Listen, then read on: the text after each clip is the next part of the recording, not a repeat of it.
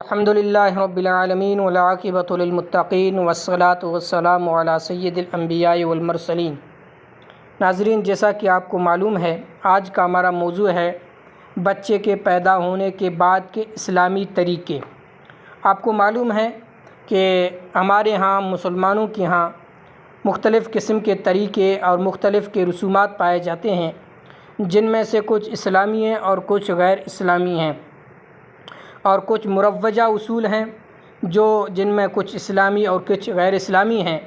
اور انشاءاللہ تعالی اس ویڈیو میں مروجہ رسومات، اسلامی رسومات، جائز رسومات، اصول ہیں، طریقے ہیں، وہ بیان کیے جائیں گے، اور ناجائز رسومات، ناجائز طریقے اور ناجائز اصول جو ہیں بچہ پیدا ہونے کے بعد کیے جاتے ہیں، وہ سب بیان کیے جائیں گے۔ آپ سے گزارش ہے، آپ ہمارے چینل پر نئے ہیں تو چینل کو سبسکرائب کریں، گھنٹی کے بٹن کو دبائیں، آپ کا ہمارے ساتھ یہی تعاون ہے۔ سب سے پہلے بچہ پیدا ہونے کے بعد کے جو اسلامی اصول ہیں، اسلامی طریقے ہیں، وہ بیان کریں گے۔ فرماتے ہیں کہ بچہ پیدا ہوتے ہی بچے کو غسل دیا جائے، اس کا نال کاٹا جائے، اور جس قدر جلدی ہو سکے اس کے دائیں کان میں اذان اور بائیں کان میں تکبیر کہی جائے۔ خواہ گھر کا آدمی ہی اذان اور تکبیر کہہ دے یا مسجد کا مؤذن یا امام کہے، اور اگر اذان کہنے پر خیرات و صدقات کی نیت سے ان کی کوئی خدمت کر دی جائے تو بہت اچھا ہے، کیونکہ یہ حق تعالیٰ کا شکریہ ہے۔ پھر یہ کوشش کی جائے کہ بچے کو پہلی گٹی کوئی نیک آدمی دے، کیونکہ تفسیر روح البیان میں ہے کہ بچہ میں پہلی گٹی دینے والے کا اثر آتا ہے اور اس کی ایسی عادات پیدا ہوتی ہیں۔ بلکہ سنت تو یہ ہے کہ بچہ کی تہنیک کر دی جائے۔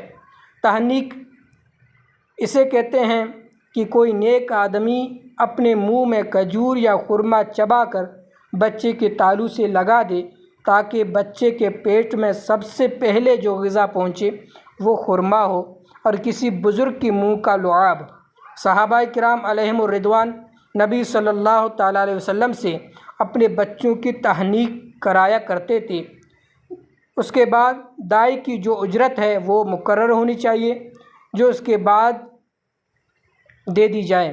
اگر فرزند کی خوشی میں میلاد شریف یا فاتحہ بزرگانی کر دی جائے تو یہ بہت اچھا ہے اور نیک عمل ہے۔ اس کے سوا تمام جو رسومات ہیں وہ بند کر دیے جائیں۔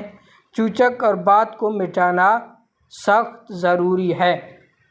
یہ وہ اسلامی طریقے ہیں، وہ اسلامی رسول ہیں جو جائز ہیں، اسلام کے مطابق ہیں، قرآن کے مطابق ہیں، حدیث کے مطابق ہیں، جو صحابہ کرام اور نبی کریم صلی اللہ تعالیٰ علیہ وسلم کی زندگی میں بھی ان کے روز شب کے روزانہ جو کام ہیں ان میں پائے جاتے تھے۔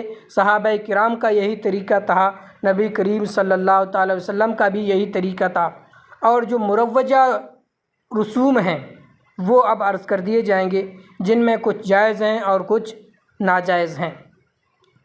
بچے کی پیدائش کے موقع پر مختلف ملکوں میں مختلف رسمیں، مگر چند رسمیں ایسی ہیں جو تقریباً کسی قدر فرق سے ہر جگہ پائی جاتی ہیں۔ وہ ان میں سے کچھ یہ ہیں۔ لڑکا پیدا ہونے پر عام طور پر زیادہ خوشی کی جاتی ہے، یعنی لڑکا اگر پیدا ہو گیا تو زیادہ خوشی کی جاتی ہے۔ اگر لڑکی پیدا ہو تو بعض لوگ بجائے خوشی کے رنج و غم محسوس کرتے ہیں۔ یہ بہت بری عادت ہے۔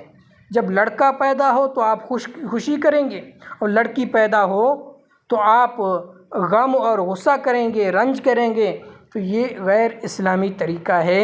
یہ نہ قرآن کے مطابق ہے اور نہ حدیث کے۔ دوسرا، پہلے